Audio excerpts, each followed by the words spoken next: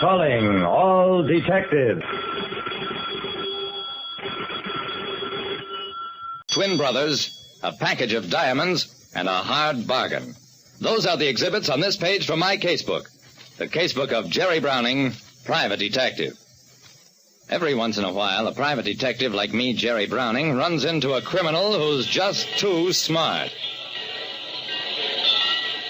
I was at the Central Railway Terminal, winding up a routine check for the Great Valley Railroad.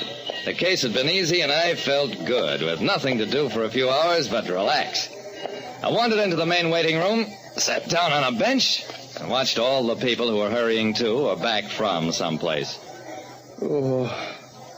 When I heard the groan, I looked around, realized it had come from the well-dressed man sitting alongside of me. I turned to him. "Excuse me, sir, but if you're in trouble, maybe I can help you. I'm Jerry Browning, a private detective." He gave me a shy smile and dabbed at his eyes with an expensive handkerchief. "I am Peter Van Broek. 20 years ago, I came here from South Africa to engage in the diamond business. Greatly have I prospered, but all this time, so unhappy I am because I long for the presence of my twin brother, Kurt." "A twin brother? What happened to him?" "That I do not know, Mr. Browning.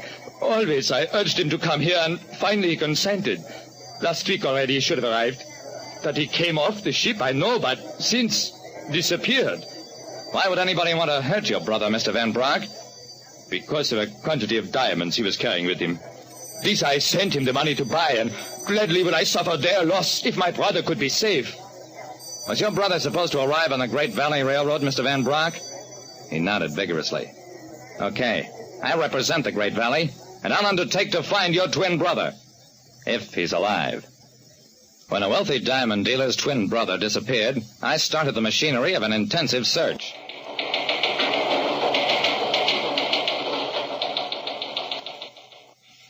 To all cars, missing person Kurt Van Broek, age 46, 5 feet 8, weight about 170, blue eyes, light brown hair, speaks with a Dutch accent.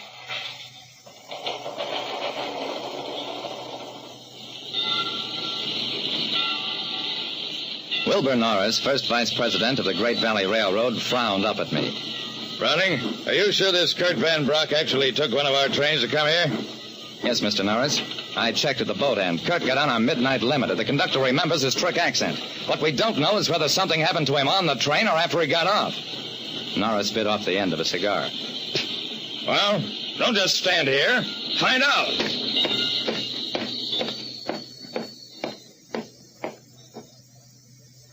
For 2 days, nothing happened. The search for Kurt Van Broek widened out into a 6-state alarm.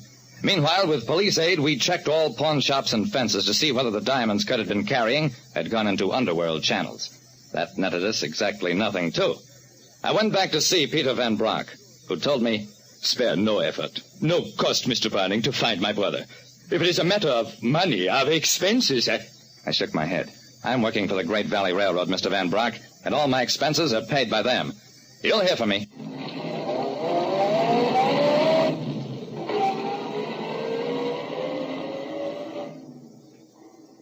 The break in the case came the next day in the form of a message from Lieutenant Dawson of the Homicide Squad.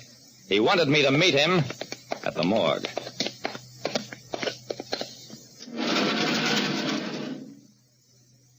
Dawson and I stared down at the body on the slab. "That's him, isn't it?" I nodded. Even in death, Kurt Van Broek was the exact image of his brother. He'd been shot to death.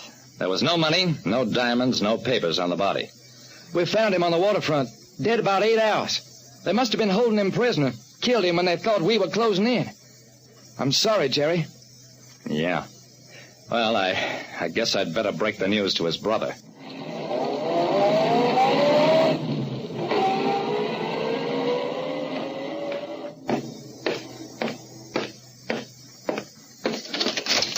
I walked into the Market Street office of Van Broek and Company, diamond merchants. The outer office was empty, but from inside I could hear voices. "Here, Berger, 14 perfect diamonds. The price I quoted you is a bargain." "I will take them, Mr. Van Broek. I never doubt the price is quoted me by a man of your integrity." Peter Van Broek and his customer walked outside. The customer left. Then Van Broek faced me. "Yes, what is it?" I took a deep breath. "I have bad news for you, Mr. Van Broek. The worst kind. Van Brock stared at me in blank-eyed horror, as though he didn't know who I was. Don't take it so hard, Mr. Van Brock. As sure as my name is Jerry Browning, I'll find your brother's murderer. Van Brock's face lost its awful blank look. He even managed a weak smile. I'm very grateful, Mr. Browning, but there's nothing more anybody can do. Kurt is dead. Let him sleep in peace. He's dead. We can't help that, but believe me, this case is just beginning.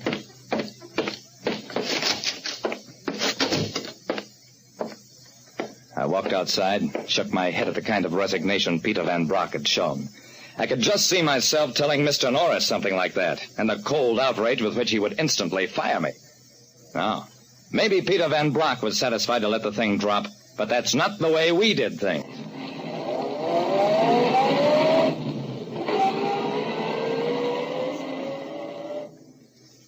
It was all right to talk and act tough, but that produced no results. Neither the police nor I could uncover any trace of the person or persons who'd been holding Kurt Van Brock a prisoner for more than a week. But that did lead to a thought. Maybe Kurt had been kidnapped and held for ransom. Maybe Peter had even paid a ransom and had been afraid to mention that angle of the case. I phoned Peter Van Brock to ask him about that. Couldn't get him on the wire. After the sixth such call, I realized that Mr. Van Brock didn't want to talk to me. But I've never let something like that bother me. I went to his office, found Van Brock in the outer office with the same customer who'd been there the last time I called. Mr. Van Brock, you quoted me a wrong price. There must be a mistake. These gems are worth 20% less than I paid you. What is 20%? A trifle no more than a matter of opinion. You say that? You, Peter Van Brock, the man most respected in this entire business? Van Brock's face hardened, and so did mine.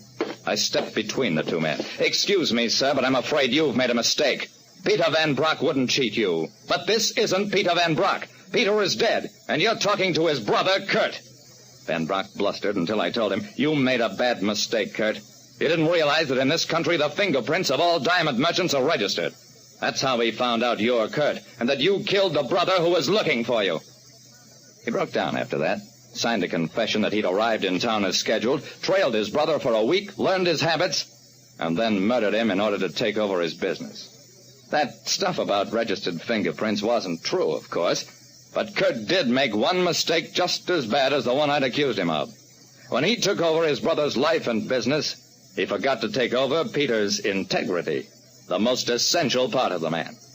Like I said, some criminals are just too smart, drive too hard a bargain, and wind up behind bars a lot sooner than they expect. Listen next time to Calling All Detectives.